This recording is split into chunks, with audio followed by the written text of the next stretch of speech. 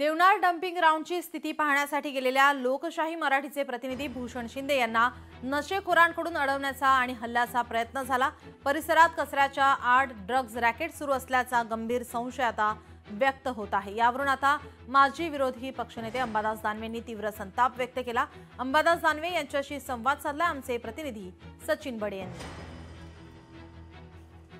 देवनारच्या dumping ग्राउंडवर काय चाललं असा प्रश्न उपस्थित केला जातोय। त्या ठिकाणी टवाळखोर आहेत, ड्रग्ज विकणारे, घेणारे आणि नशेखोर सुद्धा आहेत। ते डम्पिंग ग्राउंडचा ते आधार घेत आहेत आणि जे हे समोर आणतायत त्यांच्यावर हल्ला करतायत। खरं तर डम्पिंग ग्राउंड आताच्या काळात असं व्यवस्थित असलं पाहिजे की तिथे लोकांनी दुपारी जेवायला सुद्धा जाऊन बसता आलं पाहिजे। असे डम्पिंग ग्राउंड मी पाहिलेले आहे इंदोरसारख्या ठिकाणी, संभाजीनगरातही तसं होतं आहे। असं असताना मुंबईसारख्या ठिकाणी तर आणखी त्याच्या पुढे आलेल्या टेक्निक असल्यामुळे डम्पिंग ग्राउंड हे मला असं वाटतं एक व्यवस्थित सगळ्या गोष्टी असल्या पाहिजे। परंतु इथं अशा पद्धतीनं गुन्हेगार जाऊन बसतात, टवाळखोर जाऊन बसतात, नशेखोर जाऊन बसतात, गरदुल्ले जाऊन बसतात आणि याच्यावर ना ज्याच्या ताब्यात आहे महानगरपालिकाची यंत्रणा त्या महानगरपालिकेचं लक्ष नाही आणि पोलिसांचं लक्ष नाही आणि एखाद्या सजग चॅनल लोकशाहीसारखं जर याच्यात आवाज उठवत असेल तर त्यांच्याच रिपोर्टरला मला असं वाटतं अशा पद्धतीने त्रास देणं हे तर अतिशय आणखी चुकीचं आहे। कारण शेवटी मीडिया म्हणजे प्रसारमाध्यम हे लोकशाहीचा चौथा स्तंभ आहे।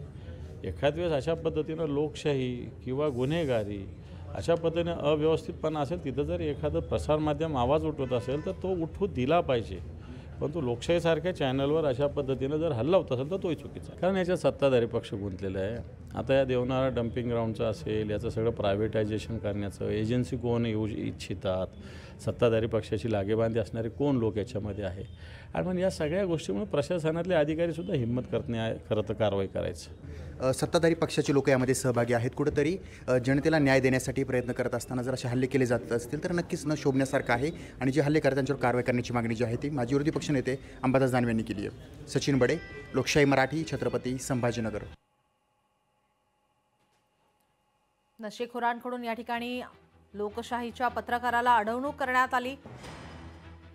देवनार डम्पिंग ग्राउंडमध्ये या ठिकाणी वार्तांकन करण्यास मज्जाव घालण्यात आलेला आहे। त्यामुळे आता देवनारमध्ये ड्रग्ज रॅकेटचा संशय हा व्यक्त केला जातोय।